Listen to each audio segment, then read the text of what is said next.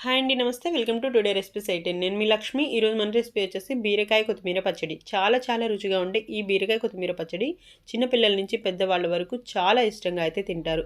ఈ చిన్న tips follow అవుతూ చేయండి, ఎవరికైనా పర్ఫెక్ట్గా అయితే కుదురుతుంది. బీరకాయ కొత్తిమీర పచ్చడి చాలా ఈజీ అండి, అంతే హెల్దీ కూడా. ఇప్పుడైతే మనం వీడియోలోకి వెళ్ళిపోదాం. ముందుగా మనం స్టవ్ ఆన్ చేసి ప్యాన్ తీసుకొని ప్యాన్లో ఒక గరిటె వరకు ఆయిల్ అయితే యాడ్ చేసుకోవాలి. ఆయిల్ వేడయ్యాక 2 టేబుల్ స్పూన్ల వరకు ధనియాలు, అలాగే 1 టేబుల్ స్పూన్ వరకు జీలకర్ర యాడ్ చేసేసి బాగా ఫ్రై చేసుకోవాలి. ఇవి ఇలా ఫ్రై అవుతున్నప్పుడే మనం ఒక 2 టేబుల్ స్పూన్ వరకు పల్లీలు కూడా తీసుకొని యాడ్ చేసుకోవచ్చు. పల్లీలు ఫ్లేవర్ నచ్చేవాళ్ళు పల్లీలు కూడా యాడ్ చేసేసుకోండి, లేదంటే స్కిప్ చేసేయండి.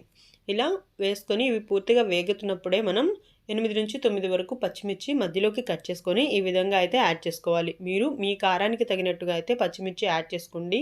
ఇక్కడ నేను బీరకాయలు 400 గ్రాముల వరకు తీసుకున్నాను, దానికి సరిపడా పచ్చిమిర్చి అయితే యాడ్ చేశాను. దాంతోపాటే ఒక 4-5 వరకు వెల్లుల్లి రెమ్మలు కూడా యాడ్ చేసేసుకొని బాగా ఫ్రై చేసుకోవాలి.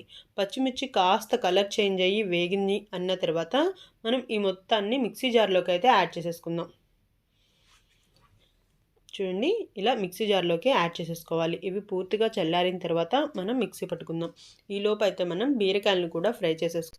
ఇప్పుడు అదే ప్యాన్లో 2 టేబుల్ స్పూన్ల వరకు ఆయిల్ యాడ్ చేసుకొని మనం తీసుకున్న బీరకాయలన్నింటినీ చిన్న ముక్కలుగా ఈ విధంగా వీడియోలో చూపిస్తున్నట్టుగా కట్ చేసేసి పైన పీల్ తీసేసి కట్ చేసుకొని మనం ప్యాన్లో వేసుకొని వేయించుకోవాలి.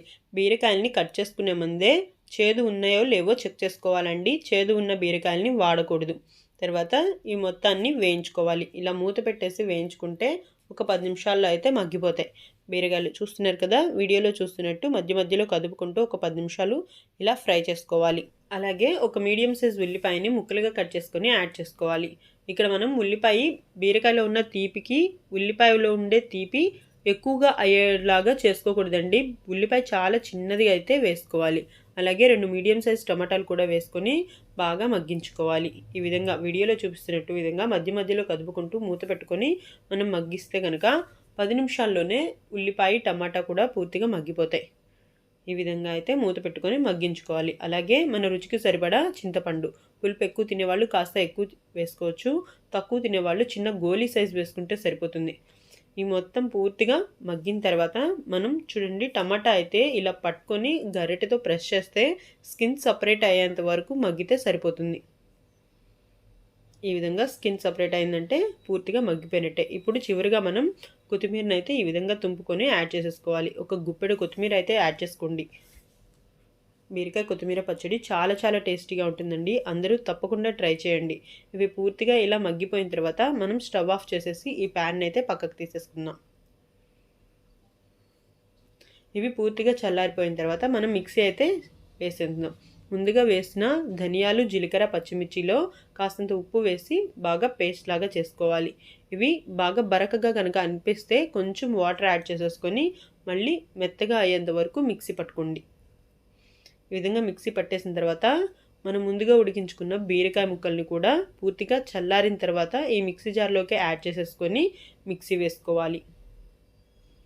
చూసారు కదా, ఈ విధంగా పచ్చడి అయితే రెడీ అయిపోయింది. ఈ మొత్తాన్ని వేరొక గిన్నెలోకి యాడ్ చేసేసుకొని మనం ఇప్పుడైతే పోపు సిద్ధం చేసేసుకుందాం రండి. ఇప్పుడు స్టవ్ ఆన్ చేసి పోపు కోసం అయితే ఆయిల్ యాడ్ చేసుకోవాలి. ఇలా ఆయిల్ యాడ్ చేసిన తర్వాత కాస్త మినప్పప్పు, అలాగే ఆవాలు, జీలకర్ర, పచ్చిశనగపప్పు మొత్తం కలిపి 1 టేబుల్ స్పూన్ వరకు వేసుకొని ఫ్రై చేసుకోవాలి. ఇవి పూర్తిగా ఫ్రై అయిన తర్వాత 2-3 వెల్లుల్లి రెబ్బలు, అలాగే 2-3 ఎండుమిర్చి కూడా మధ్యలోకి కట్ చేసేసుకొని యాడ్ చేసుకోవాలి. ఇవి మొత్తం ఫ్రై అయ్యేంత వరకు ఫ్రై చేసేసుకొని మనం ఒక రెమ్మ కరివేపాకు కూడా వేసుకొని కరివేపాకు పూర్తిగా చిటపటలాడిన తర్వాత ఈ పోపు మొత్తాన్ని మనం పచ్చడిలోకి అయితే ట్రాన్స్ఫర్ చేసుకోవాలి. ఈ పోపు మంచి టేస్ట్ ఇస్తుందండి. పోపు వేసుకోకుండా తినటం కంటే ఇలా పోపు వేసుకొని తింటే పచ్చడి చాలా అయితే రుచిగా ఉంటుంది. చిన్నపిల్లలు, పెద్దవాళ్ళు చాలా ఇష్టంగా తింటారు. అలాగే మన పొట్టకి ఇది చాలా హాయిగా ఉంటుంది.